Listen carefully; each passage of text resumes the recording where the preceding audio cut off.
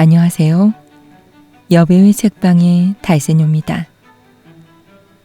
오늘 달새뇨가 읽어드릴 책은 영국의 시인이자 소설가인 토마스 하디의 양심 때문에입니다. 양심 때문에는 양심을 지키기 위해서 예전에 버린 애인을 찾아 뒤늦게라도 결혼 약속을 이행한다는 다소 어처구니 없는 행동을 결심하게 된 중년 남자의 이야기로 양심을 위하여와 양심을 지키려는 형식을 위하여의 차이를 생각해 볼 수 있는 소설입니다. 그럼 달새뇨가 읽어드리는 양심 때문에 시작하겠습니다. 윤리학설로서 공리설이나 직각설이나 그 어느 편을 취하든 간에 이것만은 틀림없다고 말할 수 있는 것이 있다. 즉 세상에는 자기가 범한 과오에 대한 보상을 전혀 무보수라면 할 마음이 생겨도 꼭 하지 않으면 안 된다고 공고를 받으면 오히려 이리저리 핑계를 만들어 하지 않고 내버려두는 그런 미묘한 마음을 가진 사람이 몇 명인가는 있는 법이다. 밀본 씨와 프랭크 랜드 부인의 경우는 특히 이 좋은 예인 것이다. 아니, 그 이상에 거실는지도 모른다. 밀본 씨는 오랫동안 살아온 런던의 조용한 거리를 매일같이 왔다 갔다 하므로 그 근방의 거리 청소부들에게 그만큼 알려진 사람도 그리 흔하지 않을 정도였다. 자기 집은 아니었지만 그는 11번이라고 쓰여있는 문이 달린 집에서 살고 있었다. 그는 적어도 50살은 되었으며 그의 습관을 말하자면 자기 몸을 어떻게 사용해서 하루를 보낼 것인가 하고 생각하는 것 이외에는 할 일이 없는 사람처럼 규칙적이었다. 그는 매일같이 자기가 살고 있는 한 길의 저쪽 끝까지 걸어가서는 거기에서 오른쪽으로 꼬부라져 본두가로 내려가서는 자기의 클럽으로 들어가는 것이었다. 거의 6시가 되면 그는 그곳에서 나와 아까와 똑같은 길을 되돌아와서 집으로 돌아왔다. 혹 식사를 하러 갔을 때는 마차를 타고 늦게야 돌아오는 것이었다. 얼핏 보아 그리 부자라고는 여겨지지 않았으나 약간의 재산은 있는 것으로 알고들 있었다. 그는 독신자였으므로 자기 집을 갖는 것보다는 현재와 같이 타우니 부인의 제일 좋은 방을 빌려서 살고 있기를 좋아하며 이제까지 손해배상으로 지불해온 돈이 그 값에 10배나 되는데도 불구하고 그 집의 가구를 빌려서 쓰고 있는 편이 마음에 드는 모양이었다. 그의 지인들 중에서 누구 한 사람 그에 대한 일을 깊이 알고자 하는 사람은 없었다. 그의 태도도 기질도 호기심이나 깊은 우정을 자아낼 만한 것은 없었기 때문이다. 그는 마음속에 무엇을 지니고 있는 것 같지도 않았으며 또 숨겨둔 일도 남에게 알릴 만한 일도 없는 것 같았다. 그가 가끔 짓거린 말들에서 살피건대 그는 웨섹스의 어느 시골에서 태어났으며 젊었을 때 런던에 나와 은행원이 되어 책임 있는 지위에까지 올라갔었으나 투자에 성공한 그의 부친이 죽자 그 재산을 상속받고 아직 그럴 만한 나이도 아닌데 직장을 그만두었다고들 알고 있었다. 며칠 동안 계속해서 몸이 약간 불편하여 누워있던 어느 날 밤의 일이었다. 바로 옆 지구의 빈든 의사가 저녁밥을 먹은 후에 찾아왔다. 그리고 페치카를 앞에 놓고 함께 담배를 피우고 있었다. 병자의 용태는 그리 걱정할 정도의 것도 아니었으므로 두 사람은 평범한 이야기를 하고 있었다. 나는 외로운 사나이일세, 빈든. 정말 외로운 사나이야. 하고 밀보는 우울해서 머리를 흔들면서 말했다. 나의 이런 외로움은 정말 알지 못할 걸세.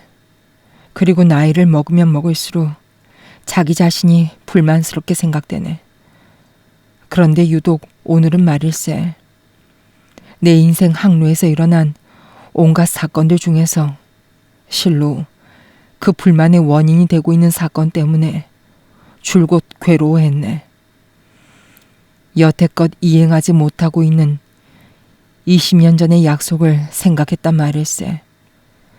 일상생활의 일들에 있어서는 이제까지 나는 약속을 잘 지키는 사나이라고 여겨왔네. 필경은 그 일 때문이겠지만 그 옛날에 약속해 놓고는 이행하지 못한 어느 특별한 맹세에 대한 일이지만 그 일이 오늘따라 실제 문제와는 비교도 안 될 만큼이라고 해도 좋을 정도로 중대한 일로 생각되었네.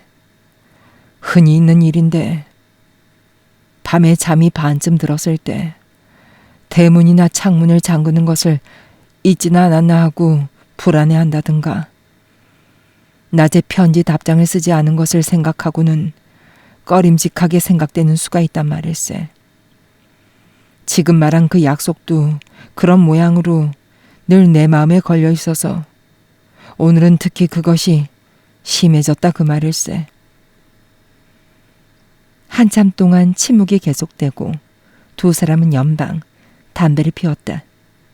밀본의 눈은 난로불에 집중되고 있었으나 실은 잉글랜드 서부의 어느 읍을 가만히 응시하고 있었다. 그렇단 말이야. 하고 그는 계속했다. 난 그걸 한 번도 잊은 일이 없었다네. 그야 바쁠 땐 일에 얽매여 내버려 둔 일은 있었지만서도. 그래서 지금도 말했지만 특히 오늘 같은 날 비슷한 재판 기사를 읽고 그 일이 다시 역력히 떠올랐단 말일세. 그런데 그게 어떤 일이었나 하면 얘기하면 아주 간단한 것이지. 물론 자네같이 세상 일에 익숙한 사람이 듣는다면 내 신경질을 웃어버리겠지만 말이야. 난 바깥 웨섹스의 톰바라에서 태어났는데 21살 때 상경했네. 그러나 그 전에 그곳에서 나하고 동갑인 젊은 여성과 사랑하는 사이였다네. 난 결혼 약속도 하고 그 약속을 이행도 했지. 그런데 이렇게 지금도 독신이란 말이야. 흔히 있는 얘기지. 하고 상대방은 고개를 끄덕였다. 난 그곳을 떠났네. 그리고 그때에는 그런 관계에서 그렇게 쉽사리 빠져나온 것이 아주 잘한 것 같이 생각이 들었었지. 그런데 이 나이가 되고 보니 그 약속이 되살아나서 마음에 걸려 견딜 수 없단 말일세. 솔직하게 말해서 뭐 반드시 양심의 가책이라는 그런 뜻에서가 아니라 인간이라는 가죽을 쓴 고깃덩어리의 표범 같은 자기 자신에 대한 불만이란 말일세. 가령 내가 내년 여름에 갚는다고 자네한테서 50파운드를 빌리고 갚지 않았다고 하세. 그렇게 되면 난 자신을 비열한 놈으로 간주할 거란 말이야. 그 돈이 자네에게 몹시 필요했다면 말할 것도 없지. 그런데 그와 마찬가지로 나는 분명히 그 처녀와 약속을 했단 말일세. 그러면서 아무 거리낌 없이 약속을 저버리고 말았단 말이야. 그렇게 하는 것이 비열한 행위이기는커녕 도리어 약은 행동이기나 한 것처럼 말일세. 그 때문에 여자는 가련한 희생자가 되고 자식까지 짊어지게 되었으며 약간의 금전 보조는 받았지만 내 대신 벌을 받지 않으면 안 되었단 말일세. 이게 내가 늘 생각하고 있는 마음의 고통일세. 그리고 자네는 믿지 못할지 모르지만 그 후 몇 년이 지나 모든 것이 옛날 이야기가 되고 나처럼 그녀도 지금쯤은 나이 지긋한 할머니가 되었을 텐데 아직껏 그 일로 인해 내 자존심은 파괴되는 것 같단 말이야. 그건 잘 알겠네. 모든 것이 그 사람의 성질에 달렸단 말이야. 웬만한 사람 같으면 그런 일을 다 잊어버리고 말았을 텐데 자네도 만일 결혼해서 가정을 가졌다면 필경 그랬을 걸세. 그 여성은 결혼을 했나? 했다고는 여겨지지 않아. 아니, 정말 하지 않았단 말이야. 그녀는 톰바라를 떠난 지 얼마 뒤에 그녀의 일을 아무도 모르는 이웃 주인 엑슨베리의 이름을 바꾸고 나타났거든. 난 그곳에 간 일은 거의 없었지만 어느 기회에 엑슨베리를 지날 일이 있었거든. 그때 그녀는 그곳에 정착하여 음악인가 뭔가 개인 교수를 하고 있다는 것을 알았단 말일세. 2, 3년 전인데 우연히 들은 것은 그것뿐이야.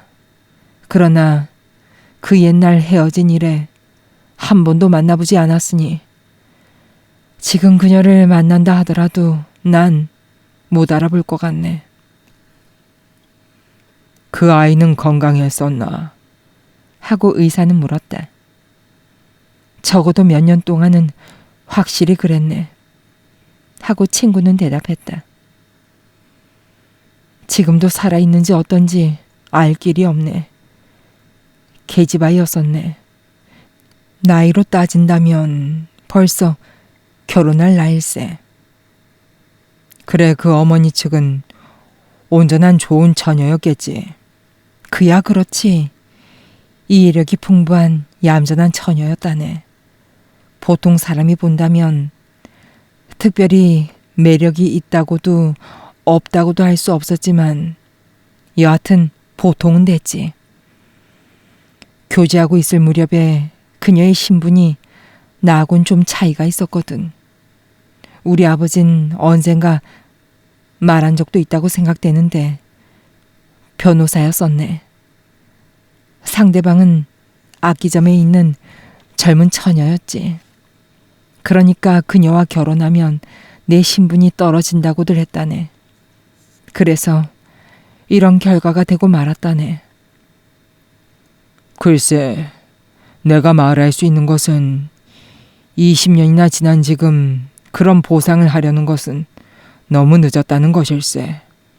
보상이라면 오늘날까지 자연 다 된 게 아닐까. 그런 생각은 자네 머리에서 쫓아버리는 게 좋을걸. 제 힘으론 어쩔 도리도 없었던 재난으로 생각하고 말이야. 물론 만일 그 모친과 딸이 혹은 그 어느 한 사람만이라도 살아있다면 돈을 얼마간 나누어 주는 것도 괜찮겠지만 하기야 자네에게 그럴 마음이 있고 금전의 여유도 있다면 말이네. 별로 여유는 없다네.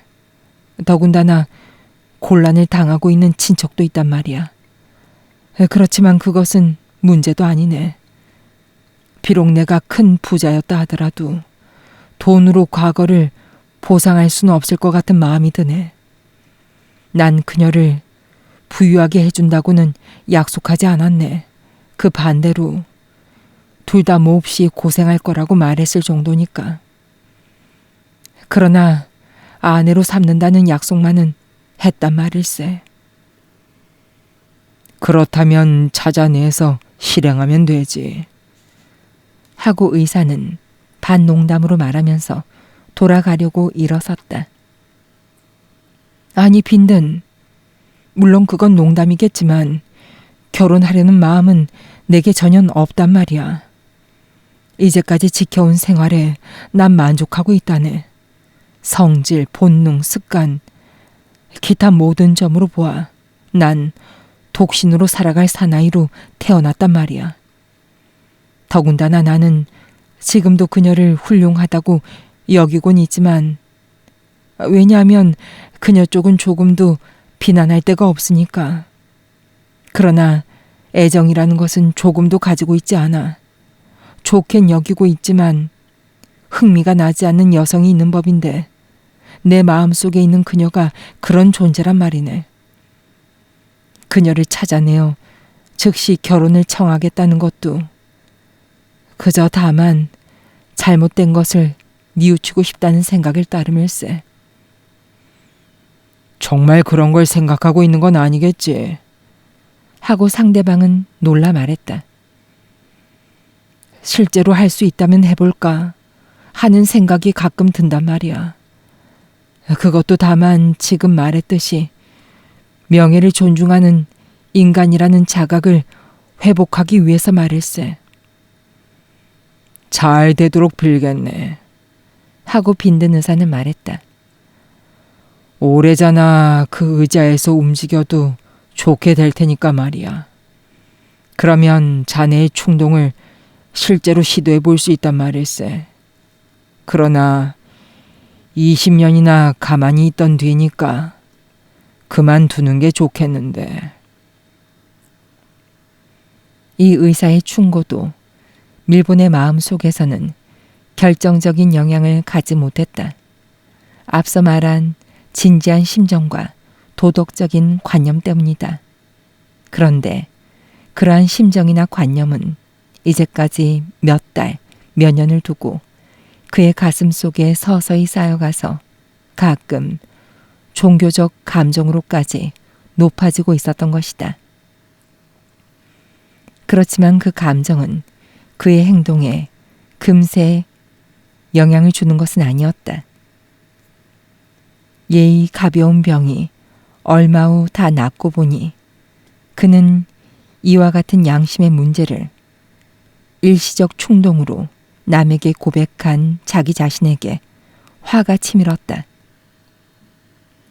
그러나 그때 그를 충동한 힘은 표면에는 나타나지 않았지만 그의 마음 가운데 남아 있어서 마침내는 더욱더 강해져 갔다. 그 결과 예의 그 고백을 한 날로부터 약 4개월이 지난 어느 따스한 봄날 아침, 밀본은 바딘튼 역에서 서부로 가는 기차를 타고 있었다. 오랫동안 고독한 자기 자신과 맞대고 있자니 그 저버린 약속이 자꾸만 마음에 떠올라서 드디어는 이와 같은 길을 더듬게 되었던 것이다. 결정적인 동기를 말하자면 그가 떠나기 하루 이틀 전 우평국 인명부를 보고 20년 동안 만나지 않은 그 여인이 아직도 엑슨베리에 살고 있다는 것을 알았기 때문이며 그 이름은 그녀가 고향에서 자취를 감추고 1년 지나 외국에서 돌아온 젊은 미망인과 아이라고 하여 엑슨베리에 정착한 때와 똑같은 이름이었다. 환경도 거의 변한 것이 없고 딸은 함께 살고 있는 것 같았다. 임명부에 의하면 레오노라 프랭크랜드 부인 및 프랭크랜드 양 음악 댄스 교사라고 적혀 있었다. 밀본 씨는 그날 오후 엑슨베리에 도착했다. 역에서 수화물을 찾는 것까지도 뒤로 미루고 그가 맨 처음에 한 일은 이 교사들이 살고 있는 집을 찾는 것이었다. 그녀들 집은 읍내의 중앙인 광장에 있었으며 잘 닦아놓은 노쇠 문패에 두 이름이 뚜렷하게 적혀 있었으므로 손쉽게 찾아냈다. 좀 더 여러 가지를 잘 알아가지고 들어가야 될 것 같아 마음이 캥기었다. 결국 그는 그 집 맞은편에 왕구점 2층을 빌리기로 하고 그곳에 방을 얻었다. 이 방은 댄스 레슨이 행해지는 프랑크랜드가의 객실인지 거실인지 하고 맛보이는 데 있었다. 여기에 방을 정하고 그는 의심받지 않도록 슬며시 길 맞은편 부인에 대한 일을 묻기도 하고 관찰하기도 할 수 있었는데 그는 그것을 매우 조심스럽게 하였다. 그가 알아낸 바에 의하면 프랑클랜드 부인은 외딸 프랜시스와 같이 살고 있으며 인기가 있고 대단히 평판이 좋았다. 학생들은 상당히 많으나 몸을 아끼지 않고 열심히 가르치고 있으며 딸은 그 연습을 돕고 있었다. 부인의 이름은 읍내에서는 다 알고 있었으며 댄스를 가르친다는 것은 약간 속된 것 같이 여겨질지 모르지만 정말은 착실한 마음씨의 부인이며 생활을 하기 위해 할 수 없이 알고 있는 것을 가르치고 있다는 데 불과했다. 따라서 그 대신 자선 바자에 힘을 빌려주기도 하고 교회 음악의 연주회를 돕기도 했으며 행복한 야만인의 생활을 오히려 어지럽히는 구제 사업을 위해 또는 개화된 이 문명국의 광열적 사업을 위해 음악회를 열기도 하였다. 딸은 부활절이나 크리스마스 때처럼 교회를 장식해야 되는 때는 처녀들의 선두에 서기도 하고 읍내 어느 교회에서 오르간을 치기도 했다. 그리고 워커 목사가 6개월간 부창주의 역할을 충실히 그리고 열심히 해주었을 때 그 사례로 은으로 만든 수프 접시를 선사했을 때에는 한몫 끼어 기부한 일도 있었다. 대체로 모친도 딸도 엑슨베리의 상류 사회에서는 모범적인 깨끗한 부인이라고 여겨지고 있었다. 그들의 직업을 선전하는데 간단하고도 자연스러운 방법으로서 음악실의 창이 약간 열려 있었기 때문에 해가 뜨고부터 해가 질 때까지 언제든지 그곳에서 레슨을 받고 있는 12세부터 14세쯤의 아이가 연주하는 고전 음악의 여러 가지 명곡을 즐겁게 들을 수가 있었다. 그러나 일설에 의하면 프랑클랜드 부인은 세를 받고 피아노를 빌려주거나 제조원에 대리 판매를 하며 생계의 태반을 얻고 있다는 것이었다. 이와 같은 소문을 듣고 밀보는 기뻐했다. 참으로 좋은 일이며 상상하고 있던 이상의 소문이었다. 그는 이와 같이 비난할 데 없는 생활을 하고 있는 두 여자가 보고 싶어졌다.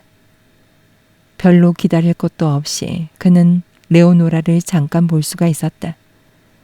그가 이 읍내에 도착한 다음날 아침의 일인데 그녀가 입구의 돌층계에 서서 양산을 펼치려던 참이었다. 그는 아주 마른 편은 아니지만 몸매가 가늘었다.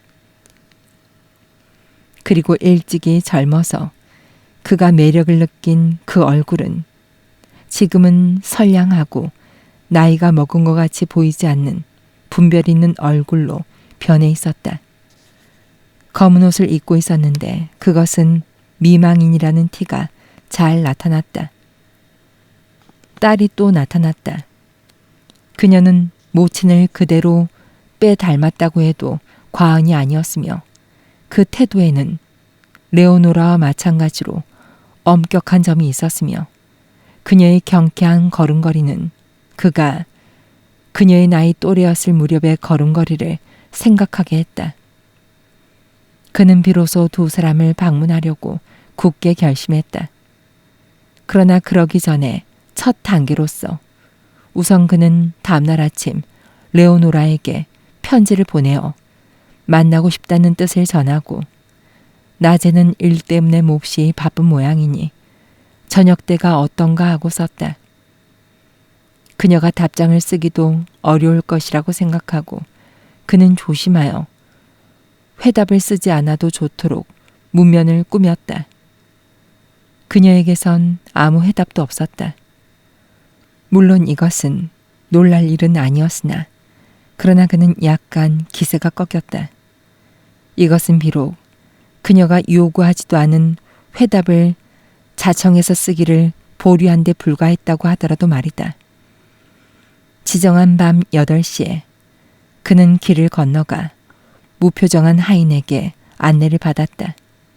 그는 밀담을 할 수 있는 조그마한 응접실을 기대하고 있었는데 스스로 프랑크 랜드 부인이라고 일컫는 당사자인 부인은 음악과 댄스를 하는 전면 2층의 큰 방에서 그를 맞았다.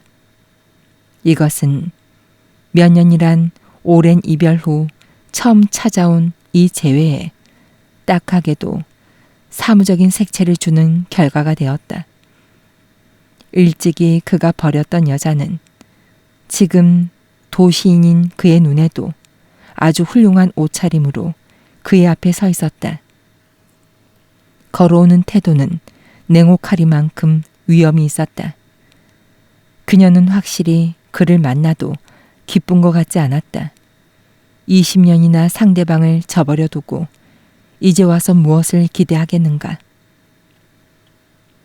안녕하세요, 밀본 씨. 그녀는 우연히 찾아온 손님을 대하듯 명랑하게 인사했다. 아래층엔 딸의 친구가 와 있어서 이런대로 안내해드려 죄송합니다. 당신의, 그리고 내 딸이죠. 네, 그랬었군요. 하고 그녀는 잊어버리고 있던 것처럼 얼른 대답했다. 그래도 그런 말씀은 하시지 말아주세요. 날 위해서라면. 미망이니까 그쯤 알아두시기 바랍니다. 알았소, 레오노라.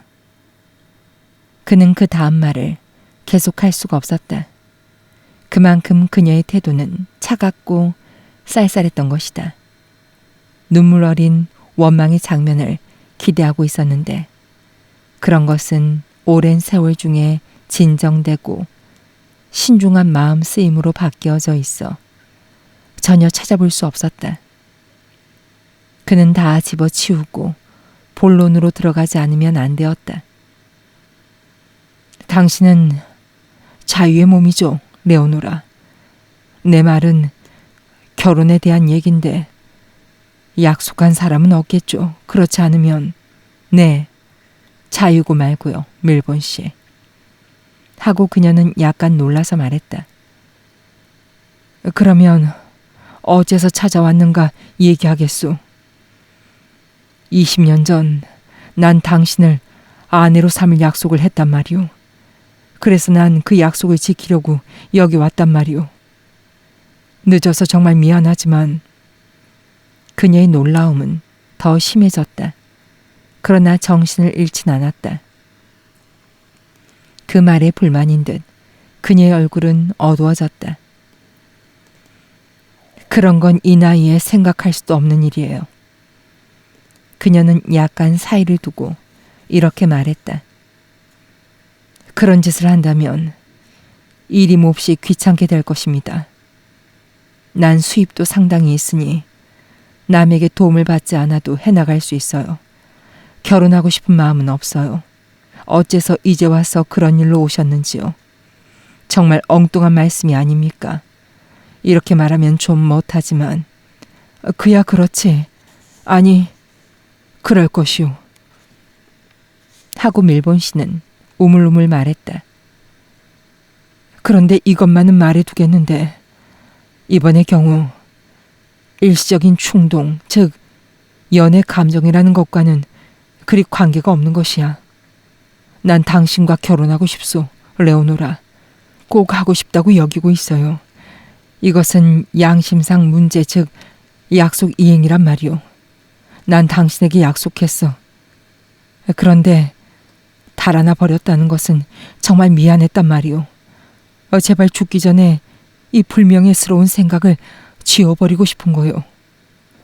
물론 우리는 옛날처럼 서로 진심으로 사랑하게 되리라고 생각하오.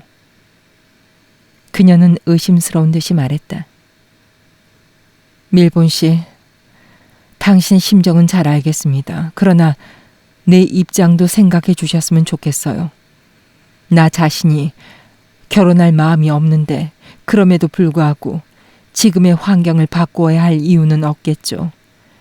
그야 그렇게 되면 당신의 양심은 위로가 될지 모르지만요. 난 이 읍내에서 어지간히 존경을 받게 되었어요. 그러니까 똑똑히 말한다면 난 그것을 바꾸고 싶지 않단 말씀이에요. 딸도 오래잖아 약혼할 단계에 있거든요. 상대 청년은 반드시 좋은 남편이 되어줄 만한 사람이고 모든 점으로 봐 딸에겐 대단히 좋은 혼처입니다. 지금 아래층에 와 있어요. 딸은 알고 있을까? 나에 대한 일을. 아니요. 어림도 없는 소리. 딸에겐 아버지가 돌아가셔서 안 계신다고 말해뒀어요. 그러니까 만사가 잘 되어가고 있단 말씀이에요. 그래서 난 지장이 있는 일을 하고 싶지 않단 말입니다. 그는 고개를 끄덕였다.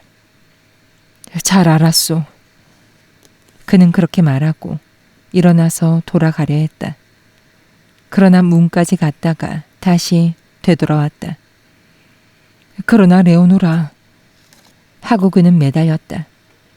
난 일부러 찾아온 거요. 그리고 뭐 별로 지장이 있으리라고 여겨지지 않는데 다만 옛 친구와 결혼하는 것뿐이요.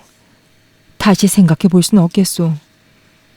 딸 생각을 한다면 우리 두 사람이 결혼하는 것이 오히려 나을 거라고 생각하는데. 그녀는 고개를 흔들며 신경질적으로 발을 동동 굴렀다. 그럼 이만 실례하지. 그는 말을 덧붙였다. 그러나 난 아직 엑슨베리를 떠나진 않겠어. 또 만나주겠지. 네, 마음대로. 하고 그녀는 내키지 않는 태도로 말했다. 그가 부딪힌 이 장애는 그렇다고 해서 레오노라에 대한 옛사랑을 되찾지는 못했으나 그녀의 냉담함을 부서뜨리지 않고서는 마음의 평화를 얻기 어렵다는 심정을 그에게 갖게 했다. 그는 자주 찾아갔다. 딸과의 첫 대면은 괴로운 시련이었다. 하기야 그가 처음에 상상하고 있던 만큼은 딸에게 마음이 끌리지 않았다. 그녀에 대하여 따뜻한 마음도 별로 우러나지 않았다. 모친은 프랜시스에게 옛 친구가 찾아온 뜻을 전했다. 그러나 딸은 몹시 냉담하였다. 이리하여 밀본 씨의 희망은 모녀의 마음과 맞지 않았으며 아무리 해도 프랑크랜드 부인의 마음에는 아무 효과도 나타나지 않았다. 그의 마음가짐은 그녀를 기쁘게 하기는커녕 오히려 귀찮게 느끼게만 했던 것이었다. 그는 그녀의 완고함에 놀랐으나 두 사람이 결혼하지 않으면 안 되는 도덕상의 이유를 그가 비쳤을 때만은 그녀의 마음도 동요했다. 엄밀히 말하자면 하고 그는 말했다. 우리는 성실한 인간으로서 결혼을 제대로 해야 한단 말이오. 그게 정당하단 말이야, 레오노라. 나도 그렇게 생각한 일은 있어요. 하고 그녀는 대뜸 말했다. 처음엔 그렇게 생각했었어요. 그러나 이론을 따진들 뭘 하겠어요. 이렇게 세월이 지난 뒤에 명예 때문에 결혼하지 않으면 안 된다니 아무리 생각해도 이상해요. 당신도 아시다시피 그때 같으면 그야 당신하고 결혼해도 괜찮았겠지만 지금은 그게 무슨 소용이겠어요. 두 사람은 창가에 서 있었다. 턱수염이 약간 난 목사복을 입은 사나이가 아래층에서 찾아왔다. 레오노라는 얼굴이 붉어졌다. 누구요? 하고 밀본씨 말했다. 프랜시스의 상대자예요. 어쩌나 오늘 그 애는 집에 없는데 하인들이 딸이 간 곳을 가르쳐 준 모양이에요. 저쪽으로 가는 걸 보니. 어쨌든 난 이 혼담이 잘 진행되기를 원해요. 잘 안 될 까닭이 없지 않나. 그런데 그분은 아직 결혼할 수가 없거든요. 저분이 엑슨베리에 있지 않게 되어서 프랜시스는 여간에선 만나보기가 힘들게 되었어요. 전엔 이곳에서 일했는데 지금은 기차로 50마일이나 가는 아이벨의 성존 교회의 부목사가 되었거든요. 두 사람 사이에는 다 양해가 되어 있는데 그래도 그분 친구 중에는 우리 직업 때문에 반대하고 있는 이도 있단 말이에요. 물론 그분은 그런 반대는 어리석다고 문제도 삼지 않고 있지만요. 나하고 결혼하면 당신이 말하듯 지장이 되지 않고 오히려 혼담이 잘 될 것이오. 그럴까요? 그야 물론이지. 이 직업에서 완전히 빠져나갈 수가 있으니까. 뜻밖에도 그녀의 마음을 움직일 길을 찾아낸 그는 더욱 그 길로 돌진했다. 이 의견은 프랑크랜드 부인의 딸에게 전해지고 그녀의 반대도 누그러지는 결과가 되었다. 밀보는 엑슨베리의 하숙을 떠나 런던에서 규칙적으로 왕래하고 있었는데 드디어 그녀를 이겨냈다. 그녀는 내키지 않았으나 승낙의 대답을 해주었다. 두 사람은 가까운 근방 교회에서 식을 올렸다. 그리고 밀본 일가는 런던에서 살기로 결정되었으므로 음악 댄스 교사의 집안은 비록 그것이 어떤 것이든 간에 뒷자리를 차지하기 위해 대기하고 있던 후계자에게 팔렸다. 밀본은 그 전에 살던 거리는 아니나 정가 같은 구역에 집을 하나 샀다. 그리고 부인과 그들의 딸은 런던으로 이사하였다. 프랜시스는 그녀의 애인이 이 이동에 찬성이었기 때문에 이사할 생각이 들었던 것이다. 그로서는 아이벨에서 100마일이나 떨어져 있을 망정 달리 볼 일도 많이 있는 런던으로 와서 그녀를 만나는 것이 그녀를 기다리고 있다는 그것만으로 반대 방향으로 50마일 가는 것보다는 훨씬 편리했던 것이다. 그래서 일가는 서구에 작기는 하나 사람이 많이 왕래하는 거리에 어느 집을 수리하여 살게 되었다. 최근까지 굴뚝 소재부의 얼굴빛과 같았던 그 집 정면은 50년 동안 그름에 파묻혀 있었던 벽들에 노랑 빨강색이 밝게 드러나서 지나가는 사람들을 놀라게 했다. 두 여자의 사이적 지위는 이 결혼 덕분에 상당히 높아졌다. 그러나 런던에 처음으로 산다는 기쁨, 세계의 중심점에 서 있다는 흥분이 일단 지나가 버리자 그녀들의 생활은 저 답답한 엑슨베리에서 읍내 사람의 4분의 3 정도와 서로 인사를 나누는 사이로 지냈던 무렵과 비교하여 어딘지 몸이 건조한 생활이 되어갔다. 밀본 씨는 그의 아내에 대해서 잔소리는 하지 않았다. 할 수도 없었다. 그가 이전에 한 짓과 오랜 세월이 지난 탓으로 그녀의 마음이 차갑고 완고하게 되어 버렸을 망정 밀본으로서는 소원을 풀고 자기 만족을 회복했다는 의식이 있었으므로 그 때문에 언제나 그녀 쪽에 서서 반대하는 심정을 억제하고 있었던 것이다. 런던에서 살게 된 지 약 한 달쯤 지났을 무렵에 일가는 화이트섬의 해수욕장에서 일주일을 지내기로 결정했다. 그리고 그곳에 머무는 동안에 파시발 코프 목사, 앞서 말한 그 젊은 부목사가 프랜시스를 만나러 왔다.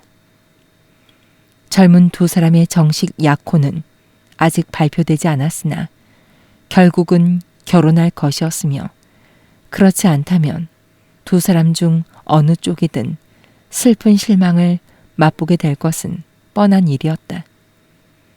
프랜시스는 감상가는 아니었다. 실상은 오히려 멋대로 하는 점이 있는 성격이었다.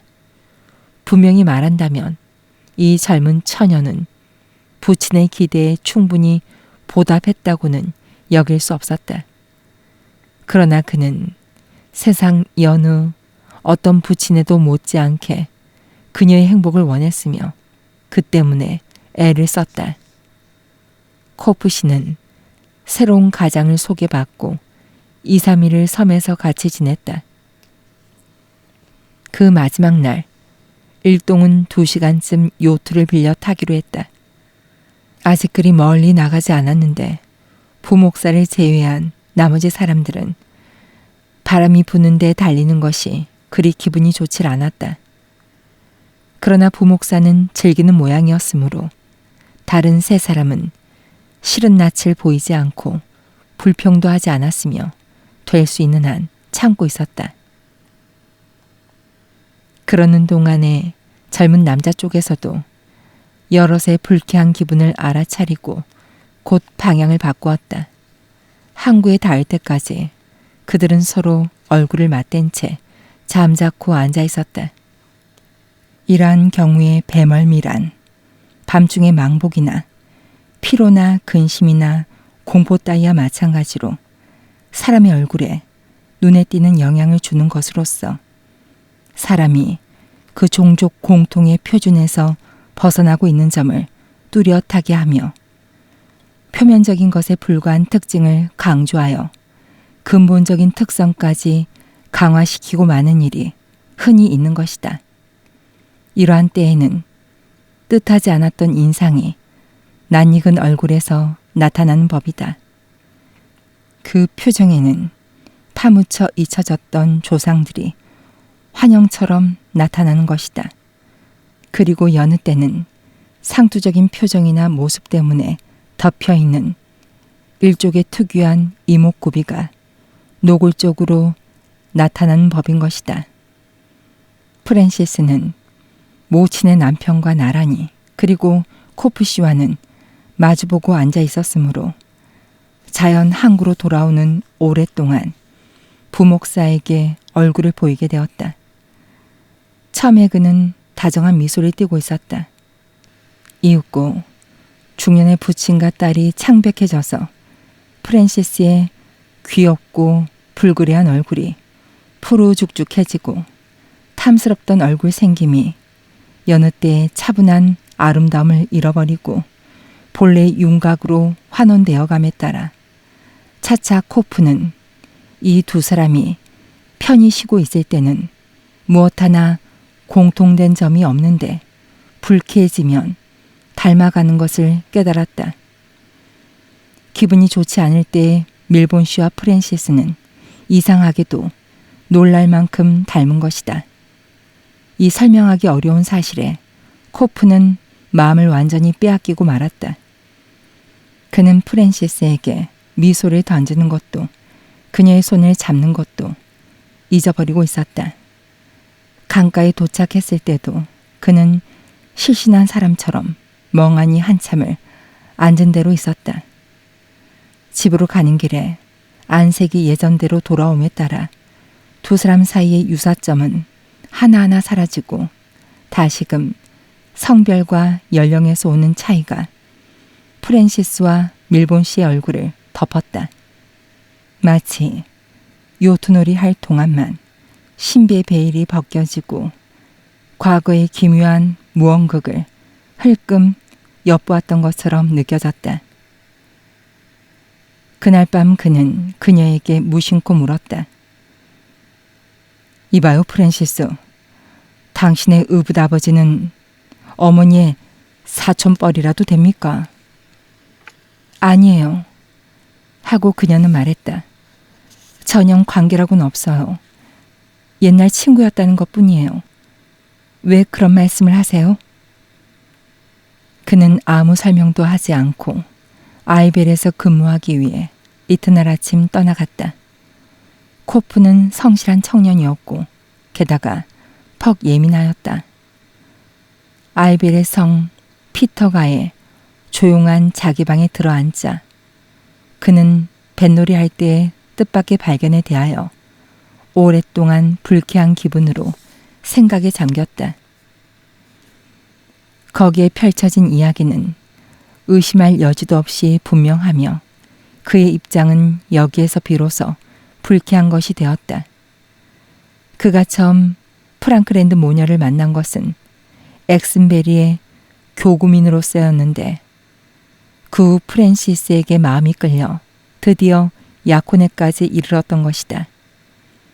약혼이 아직 그대로 있는 것은 그가 아직 결혼할 수 있는 상태가 되어 있지 않기 때문이었다. 프랑크랜드 일가의 과거에는 아무래도 비밀이 있는 것 같은데 그 비밀이 그러한 성질의 것이라면 그런 가정의 사람과 결혼하는 것은 그의 본의가 아니었다. 그는 앉아서 한숨을 쉬었다. 한편으론 프랜시스를 잃고 싶지 않은 심정과 다른 한편으로는 엄밀히 조사를 한다면 여지없을 근본을 지닌 이들과 관계를 갖기를 싫어하는 본래의 성질과의 사이에 끼어 고민하고 있었던 것이다. 옛날 같은 정열적인 연인이었다면 이러한 의혹을 몹시 마음에 두고 망설이진 않았으리라. 그러나 코프는 교인이었고 애정 문제에 대해서는 상당히 까다로운 사나이였다. 즉, 시대의 태폐라는 것이 섞인 학금인 것이다. 그는 잠시 프랜시스에게 편지 쓰기를 삼가하고 있었다. 이유인즉 이러한 의혹에 사로잡혀 있으니 새삼스럽게 열정적으로 될 수 없었기 때문이다. 한편 밀본 일가는 런던으로 돌아왔으나 프랜시스는 차차 불안해졌다. 그녀가 코프의 이야기를 모친에게 하고 있을 때 그녀는 어머니와 의붓 아버지가 사촌뻘이라도 되는가 하고 물은 코프의 이상한 질문을 무심코 말했다. 밀본 부인은 되물었다. 프랜시스는 다시 한번 그 말을 되풀이하고 그것이 모친에게 어떻게 영향을 주는가 살피는 눈초리로 모친의 얼굴을 살폈다. 그럼 그게 큰일이에요? 하고 딸은 물었다. 그분에게서 편지가 오지 않는 것은 그것과 관계가 있나요? 모친은 당황했으나 딸에겐 말하지 않았다. 그래서 이번엔 프랜시스도 또한 의혹의 구름 속에 끌려 들어갔다.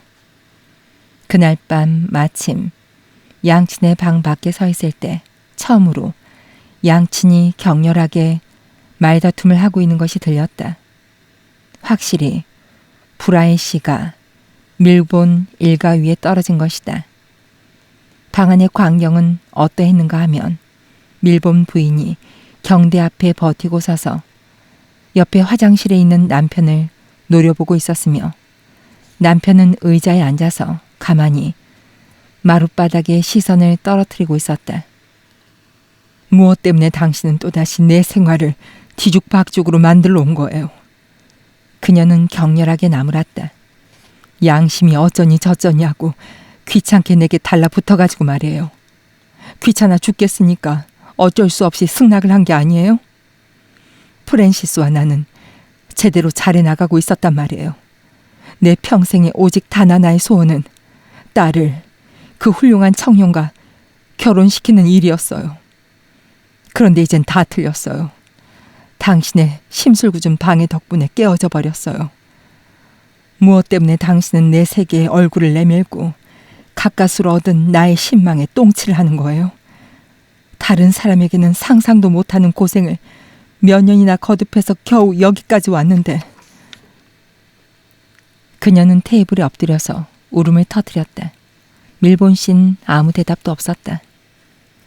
프랜시스는 그날 밤 거의 밤새도록 잠을 이루지 못했다. 그리고 이튿날 아침 식사 때 아직껏 코프 씨에게서 아무 소식도 없었으므로 그녀는 모친을 보고 아이벨로 가서 청년이 병이라도 앓고 있는 것이 아닌지 보고 오라고 호소했다. 밀본 부인은 외출했다가 그날 중으로 돌아왔다. 걱정으로 수척해진 프랜시스는 역까지 마중을 나갔다.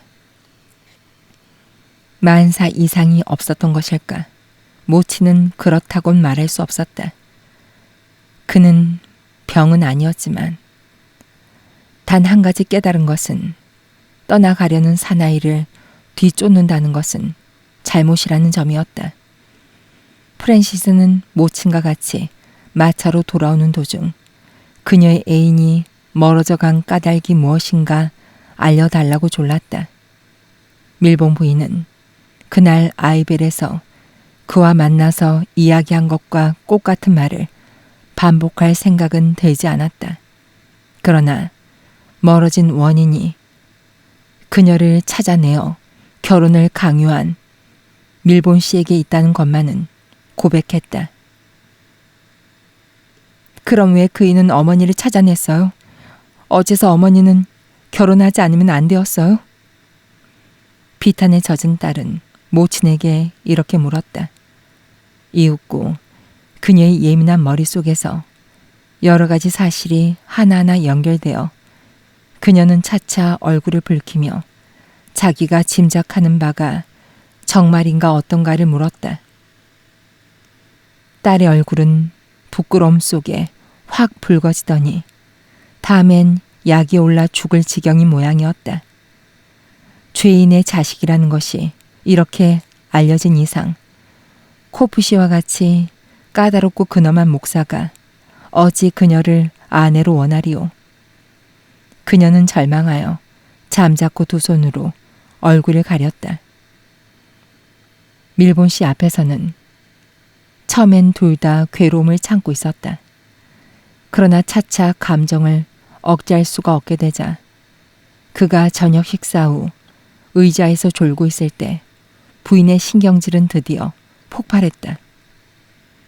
프랜시스는 약에 오른 나머지 모친과 한패가 되어 이제부터 시작되려는 혼인 자리에 망령처럼 나타나서 기껏 가지고 있던 희망을 무참히 분쇄해버리고만 이 사나이를 나쁘게 말하기 시작했다.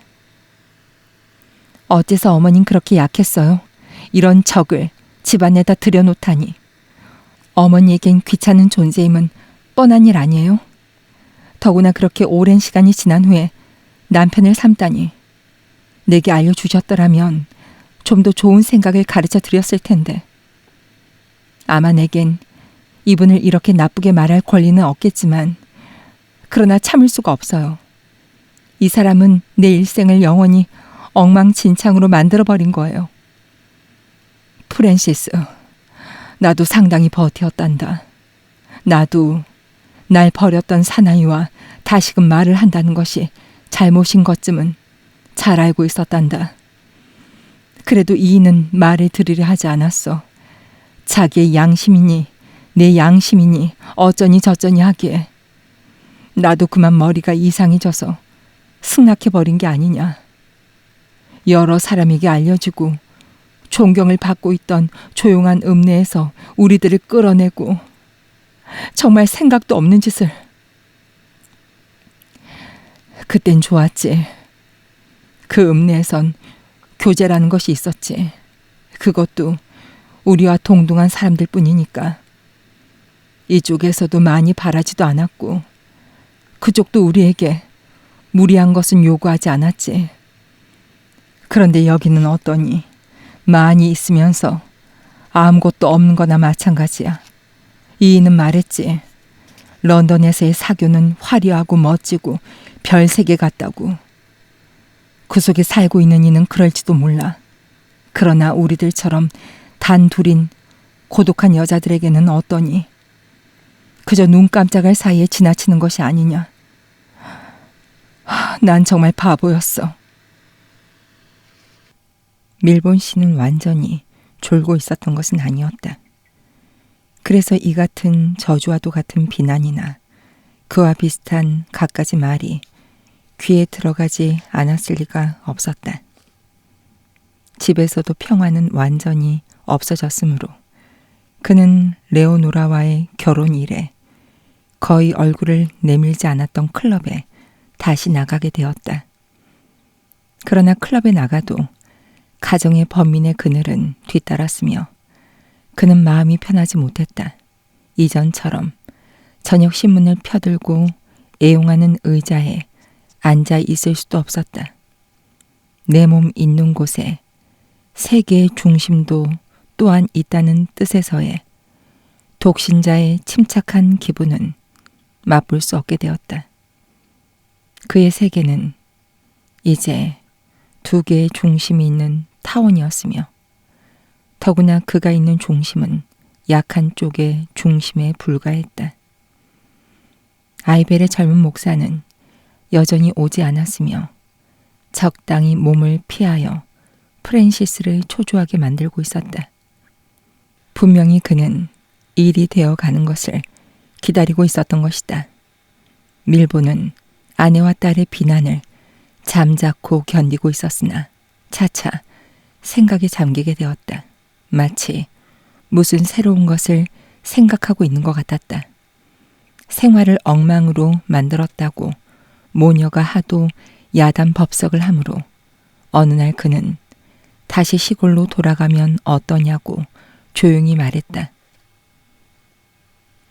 엑슨베리로 다시 갈 것도 없이 만일 두 사람이 원한다면 코프시가 있는 아이벨의 읍내에서 1마일 떨어진 곳에 오래된 조그만 집이 셋집으로 나와 있는 것을 봤으니 거기는 어떠냐는 것이었다. 두 사람은 놀랐다. 그리고 그를 불행을 초래한 자라고 보고 있었으나 그의 제안을 받아들이기로 했다. 그러나 난 이렇게 생각해요. 하고 부인은 그에게 말했다. 언젠가는 코프 씨가 당신의 과거를 똑똑히 물어볼 것이고 당신은 그에게 얘기하지 않으면 안 되게 될 거예요. 프랜시스를 위해 내가 원하고 있던 일은 그걸로 끝장을 보는 거예요. 딸은 날로 특히 기분이 나쁠 땐 더욱 당신을 닮아가지 뭐예요. 둘이 같이 있는 것을 본다면 이내 알게 돼요. 그 뒤엔 어떻게 될 것인지 알 수 없는 일이에요. 둘이 같이 있는 것을 보게 되진 않을 거요. 하고 그는 말했다. 결국 이사하기로 이야기가 결정되고 런던에 집을 처분했다. 다시금 일꾼과 집마차가 와서 가재 도구와 하인은 모조리 운반되었다. 이러는 동안 그는 아내와 딸은 호텔로 보내고 자기는 이번 이사가는 집의 설비나 대지를 손질하는 감독으로 아이벨에 두세 번 갔었다. 일이 다 끝나자 그는 런던에 있는 두 사람에게로 돌아왔다. 집 수리도 다 끝나고 이젠 거기까지 가기만 하면 된다고 말했다. 그는 두 사람의 짐을 가지고 역까지 같이 갔을 뿐이었다. 변호사와의 일이 있어서 런던에 남아있지 않으면 안 된다는 것이었다. 두 사람은 자랑스러운 코프가 아무 표시도 보이지 않는 것을 불만스럽게 그리고 불안하게 여기면서 런던을 떠나갔다. 단 둘이만 거기 산다면 얼마나 좋겠니? 밀본 부인은 기차 속에서 딸에게 말했다. 그리고 비밀을 매달고 다니는 저 쓸데없는 개입자가 없다면 얼마나 좋겠니? 이젠 아주 될 대로 되라는 생각이다. 그 집은 느릅나무가 서 있는 멋진 집이라 두 사람은 마음에 들었다. 새로 여기 살게 된 두 사람한테 제일 먼저 찾아온 것은 코프시였다. 그는 두 사람이 이렇게 가까이 살게 된 것이 기쁘다고 말하고 다시 입에 내놓고 말하진 않았으나 두 사람이 이렇게 훌륭한 생활을 하게 된 것을 기뻐했다. 그러나 그는 여전히 애인답게 행동하진 않았다. 네 아버지가 모든 걸 다 망쳐버렸어. 하고 밀본 부인은 중얼거렸다. 그러나 3일 후 그녀는 남편에게서 편지를 받고 적지 않이 놀랐다. 그것은 블로뉴에서 보낸 것이었다. 편지는 우선 그가 두 사람의 출발 이후 하고 있었던 재산 분배에 관한 긴 설명부터 시작되고 있었다. 주요 내용은 밀본 부인이 아무 불편 없이 생활할 만한 동산의 완전 소유자가 되었다는 것, 또 프랜시스는 다에게 종신이식 소득권을 얻고 그 사후 그녀에게 자녀가 있을 경우 원금은 그들 사이에 분배되도록 한다는 것이었다. 그 뒤의 문면은 다음과 같았다. 그때 못하면 아무리 나중에 약속을 수행한들 소용이 없다는 것을 알았습니다. 우리들의 잘못은 다만 과거 속에만 고립하고 미래에 있어서 지울 수 있는 것이 아니었습니다. 그것은 덩굴 풀처럼 뻗어나가 새로운 뿌리를 받고 나중엔 그 근본 줄기를 잘라버린들 근절하는 것이 못 됩니다. 당신을 찾아낸 것은 잘못이었습니다. 그것은 인정합니다. 이러한 경우 속죄는 적어도 결혼이 아닌 것만은 확실합니다. 당신에게도 나에게도 최선의 길은 두 번 다시 만나지 않는 것입니다. 나를 찾으려고는 하지 말 것. 아마 찾지 못할 테니까요. 당신에겐 불편함이 없도록 해두었습니다. 이번에 다시 만난 것은 서로 해는 있을망정 아무 이익도 없었다고 여겨집니다. 밀본. 결국 그날 이후 밀본은 자취를 감추었다. 그러나 자세히 조사해 보았다면 밀본 모녀가 아이벨로 이사와서 얼마 안 될 무렵 한 영국인이 브뤼셀에 정착한 것을 알 수 있었으리라. 그는 밀본이라고는 하지 않았다. 그러나 만일 밀본 부인이 봤다면 그가 누구인지 알았을 것이다. 이듬해 여름의 어느 날 오후 이 신사가 영국 신문을 보고 있었는데 프랑크랜드 양의 결혼 통지가 눈에 띄었다.